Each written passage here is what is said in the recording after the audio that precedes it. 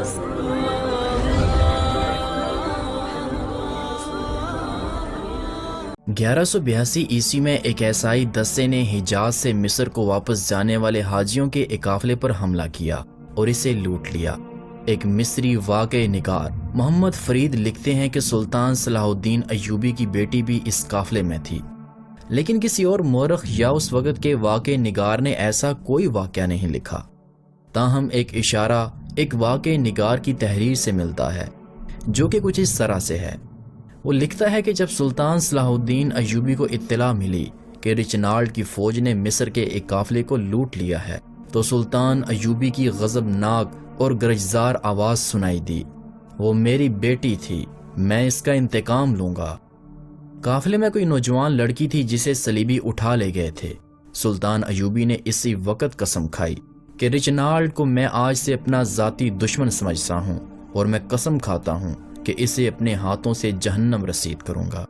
سلطان نے عیسائیوں کو سبق سکھانے کے لیے ہتین کے مقام کو میدان جنگ بنانے کا فیصلہ کیا۔ ہتین دراصل فلسطین کا ایک گمنام سا گاؤں تھا، لیکن سلطان صلاح الدین ایوبی نے اسے وہ عزت بخشی کہ عیسائی دنیا کے جنگی مبصر آج بھی تجزیے کرتے نظر آتے ہیں کہ صلیبی جنگوں کے اس ہیرو نے کیسے دشمن کو ایسی شرمناک شکست دی کہ صلیبیوں کے ایک کے سوا باقی تمام حکمران جنگی قیدی بن چکے تھے۔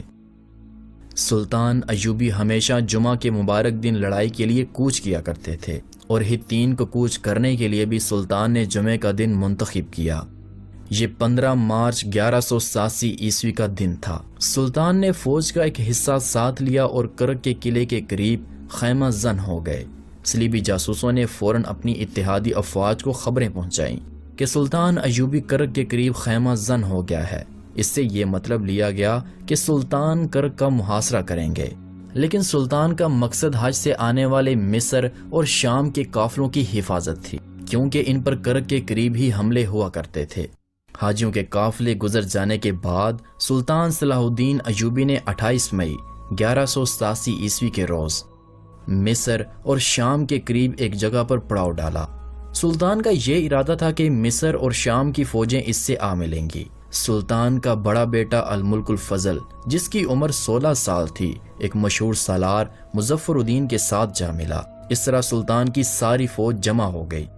سلطان نے اپنے سالاروں کو ہدایات دینے کے لیے آخری بار جمع کیا اور کہا، میرے رفیقو، اللہ تمہارا مددگار ہو۔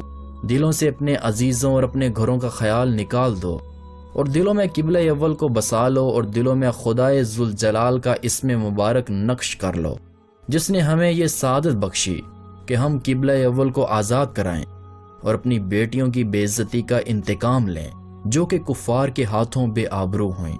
ہماری تعداد دشمن کے مقابلے میں کم ہے، اور آپ کا مقابلہ 7 صلیبی فوجوں کے ساتھ ہے، جن کے بیشتر نائٹس سر سے لے کر پاؤں تک ذرہ بکتر میں ڈوبے ہوئے ہیں۔ سلطان نے کہا کہ آپ جانتے ہیں کہ میں ہر جنگ جمعہ کے مبارک دن کرتا ہوں۔ میں اس وقت آگے بڑھوں گا جب مسجدوں میں قوم خطبہ سن رہی ہوگی۔ یہ وقت قبولیت کا ہوتا ہے۔ میں نے ہر قصبے اور ہر گاؤں میں اطلاع بھجوا دی ہے کہ جمعے کے روز دعاؤں میں اپنے ان مجاہدین کو شامل کریں جو کہ جمعے کی نماز سے محروم ہو کر میدان جنگ میں زخمی ہو کر گرتے ہیں۔ صلیبیوں کو ایک اور دھوکہ یہ ہوا کہ سلطان ایوبی اکثر چھاپا مار قسم کی جنگ لڑا کرتے تھے، جس کے ذریعے کم سے کم نفری سے دشمن کی زیادہ تعداد پر ضرب لگاؤ اور بھاگوں کے اصولوں پر عمل ہوتا۔ صلیبی فوج قلعہ بندیوں میں تھی اور باہر بھی تھی۔ سلطان ایوبی نے تیز رفتاری سے فوج کو اس طرح ڈپلائی کیا کہ جھیل گیلری کے جہاں پہ صرف ایک ہی تالاب تھا، سلطان نے اس تالاب پر قبضہ کر لیا۔ صلیبیوں کی ایک فوج نے سیفوریا کے مقام پر اپنا پڑاؤ ڈالا، لیکن سلطان ایوبی آگے بڑھ کر مقابلہ کرنے کے بجائے تبریا کے مقام پر رکے رہے۔ وہ دراصل صلیبیوں کو ہتین کے قریب لانا چاہتے تھے۔ جب صلیبی آگے آتے نظر نہ آئے تو سلطان نے پیادہ دستے ذرا سا آگے بھیجے اور خود ہلکا رسالہ لے کر تبریا پر حملہ کر دیا، اور حکم دیا کہ تبریا کو تباہ و برباد کر کے شہر کو آگ لگا دی جائے، کیونکہ تبریا کا قلعہ ذرا ہٹ کر تھا۔ فوج قلعے میں تھی۔ شہر کو بچانے کے لیے فوج قلعے سے نکل کر شہر کو روانہ ہوئی۔ سلطان ایوبی نے اس کا راستہ روک لیا۔ صلیبیوں کی فوج جو کہ قلعے سے آئی تھی، ان کی کمان رینالڈ کے ہاتھ میں تھی، तिब्रिया की टेकरियों पर इसकी और सुल्तान अयूबी के सिपाहियों की आमने सामने लड़ाई हुई। काजी बहाउद्दीन शद्दाद इस लड़ाई का आंखों देखा हाल इन अल्फाज में बयान करते हैं। वो लिखते हैं कि दोनों फौजों के सवारों ने एक दूसरे पर हमला कर दिया। हर अव्वल के सवार तीर चलाते आ रहे थे। सलीबियों को मौत नजर आने लगी थी और मुसलमानों को पीछे दरिया और सामने दुश्मन नजर आ रहा था। पीछे हटने के लिए इनके पास कोई जगह न थी। सो यूं दोनों फौजें इतने कहर से लड़ी कि जिसकी मिसाल तारीख पेश नहीं कर सकती। सारा दिन लड़ाई जारी रही। रात को मुसलमान छापा मारों ने दुश्मन को परेशान रखा। दुश्मन की फौज और घोड़े प्यासे थे, लेकिन पानी पर मुसलमान काबज थे। छापा मार दुश्मन को पानी की तलाश में जाने भी नहीं देते थे। अगले रोज सलीबियों ने टेकरियों पर चढ़कर लड़ाई लड़ी। मुसलमान बढ़ चढ़कर हमला करते गए, मगर सलीबी बुलंदियों से फायदा उठा रहे थे। मुसलमानों का रिसाला चूंकि हल्का था, इसलिए उन्होंने टेकरियों का घेराव करके ऊपर चढ़ना शुरू कर दिया। प्यादा तीरंदाजों ने उनके सरों के ऊपर से तीर बरसाए। इतने में सलीबियों ने देखा कि इनके कमांडर का झंडा नजर नहीं आ रहा। हुआ दरअसल यूं कि इनका बादशाह रिमांड मैदान जंग से भाग गया था। हालांकि इसने सलीबी आजम पर हाथ रखकर अपने इत्तेहादियों का वफादार रहने और पीठ ना दिखाने का हलफ उठाया था। सलीबियों के भागने के तमाम रास्ते बंद हो चुके थे। अब सलीबी दिफाए जंग लड़ रहे थे। बुलंदियां उनकी मदद कर रही थीं। मुसलमानों ने लकड़ियां जमा करके सलीबियों के इर्द गिर्द आग लगा दी। रात को सुल्तान अयूबी की फौज घास और लकड़ियां जमा करती और आग तेज करती रहती। दिन भर के थके प्यास से सलीबी टेकरियों पर झुलसने लगे। इनमें से एक दस्ते ने भागने की कोशिश की, लेकिन मुसलमानों ने इनमें से किसी एक को भी जिंदा न जाने दिया। दूसरे दिन सलीबी फौज ने हथियार डाल दिए। 3 जुलाई 1187 ईस्वी के रोज सुल्तान अयूबी ने अपने मंसूबे पर अमल शुरू किया, जो कि सुल्तान ने हित्तीन के लिए बनाया था। ये भी जुमे का मुबारक दिन था। सुल्तान के जासूसों ने सुल्तान को बता दिया था कि सलीबियों की फौज ने इत्तेहाद कर लिया है, लिहाजा सुल्तान अयूबी की जंगी कुव्वत जो थी वो तो सो थी। सुल्तान ने अपनी चालों, फौज की तकसीम, नकलो हरकत के अंदाज सोच लिए थे। सुल्तान दुश्मन को बड़ी खूबी से हित्तीन में ले आए थे। इर्द गिर्द की किला बंदियों और आबादियों पर सुल्तान पहले ही काबज थे। पानी भी सुल्तान के कब्जे में था और मौसम का कहर भी सुल्तान के हक में था। दुश्मन जब हित्तीन में आया तो वो जान न सका कि वो दरअसल सुल्तान सलाहुद्दीन अयूबी की निहायत खूबी और तकसीम से डिप्लॉय की हुई फौज के नरगे में आ चुके हैं। सुल्तान अयूबी के छापा मारों ने दुश्मन की देखभाल की चौकियों और गश्ती पहरादारों को तहस नहस कर दिया। अयूबी फौज ने ना तो रात और ना ही दिन को इन्हें आराम करने दिया। अयूबी फौज रात को दुश्मन को ना तो आराम करने देते और ना ही जर्नैलों को सोचने की मोहलत देते।